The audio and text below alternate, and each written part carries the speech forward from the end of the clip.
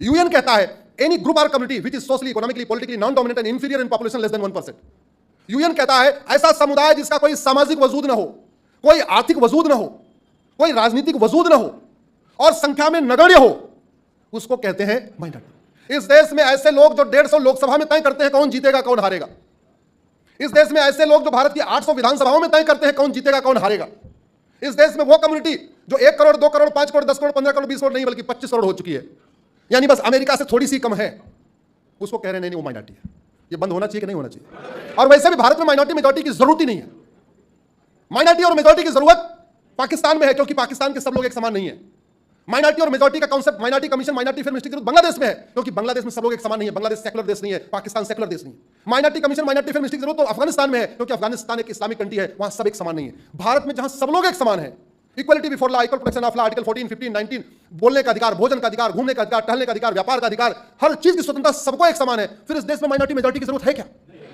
सबसे बड़ा ब्लंडर तो आर्टिकल 25 से आर्टिकल 30 की व्याख्या में किया। किसी ने आर्टिकल 30 की आवाज दिया था, इसलिए मैंने अच्छा याद दिला दिया। हाँ, भारत के संविधान का आर्टिकल 30 कहता है कि जो रिलीजियस माइनॉरिटी है, जो लिंग्विस्टिक माइनॉरिटी है, जो भाषा के आधार पर बहुत कम है या मजहब के आधार पर बहुत कम है, उनको स्कूल खोलने का अधिकार है। यह कहता है संविधान। लेकिन संविधान की पढ़ने वालों ने पता नहीं कौन सा चश्मा पहना, भारत का चश्मा था या अरब का चश्मा था, भारत का चश्मा था या अमेरिका का चश्मा था, कम से कम भारत का तो नहीं था। उन्होंने आर्टिकल 30 में बहुत बड़ा ब्लंडर कर दिया। ब्लंडर क्या किया? आर्टिकल 30 कहता है रिलीजियस माइनॉरिटी। तो रिलीजियस माइनॉरिटी का मतलब पहले तो यह तय हो जाए ये माइनॉरिटी किस लेवल पे देखी जाएगी, नेशनल लेवल पे देखी जाएगी, स्टेट लेवल पे देखी जाएगी या डिस्ट्रिक्ट लेवल पे देखी जाएगी। पहले तो आपको यूनिट तय करनी पड़ेगी। दूसरा, परसेंटेज क्या होगा, संख्या क्या होगी। और तीसरा, केवल भारत के जो रिलीजन है उसमें माइनॉरिटी मेजॉरिटी देखा जाएगा या पूरी दुनिया में देखा जाएगा।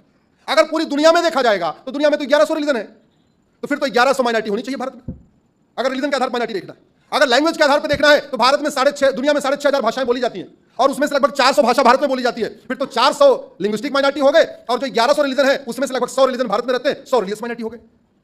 अरे भैया, अगर लिंग्विस्टिक माइनॉरिटी देखना है तो भारत के अंदर देखा जाएगा। अगर तमिलनाडु में कोई गैर तमिल है, उसकी संख्या कम है, उसको लिंग्विस्टिक माइनॉरिटी मान लेंगे। महाराष्ट्र में कोई ऐसा है जो मराठी नहीं बोल पा रहा है, वो लिंग्विस्टिक माइनॉरिटी हो गया। कर्नाटक में जो कन्नड़ नहीं बोल पा रहा है वो लिंग्विस्टिक माइनॉरिटी हो गया। ऐसे ही लैंग्वेज रिलीजन के आधार पर अगर आपको देखना है, अगर रिलीजन के आधार पर देखना है तो जो भारत के रिलीजन जो इक्वालिटी को मानते हैं, जस्टिस को मानते हैं, वसुधैव कुटुंबकम को मानते हैं, यूनिवर्सल फ्रेटर्निटी को मानते हैं, जैसे जैनिज्म, बुद्धिज्म, सिखिज्म, उनमें से आप आइडेंटिफाई कर सकते हैं।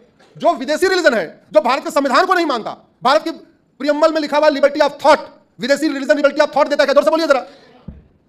भारत के प्रियम्बल में लिखा हुआ लिबर्टी ऑफ बिलीफ, विदेशी रिलीजन लिबर्टी ऑफ बिलीफ देता है क्या? जोर से बोलिए। भारत के कॉन्स्टिट्यूशन के प्रियम्बल में लिखा हुआ है लिबर्टी ऑफ वर्शिप, विदेशी रिलीजन लिबर्टी ऑफ वर्शिप देता है क्या? नहीं। वो कहता है जैसे मैं इबादत करता हूं ऐसा ही करना पड़ेगा।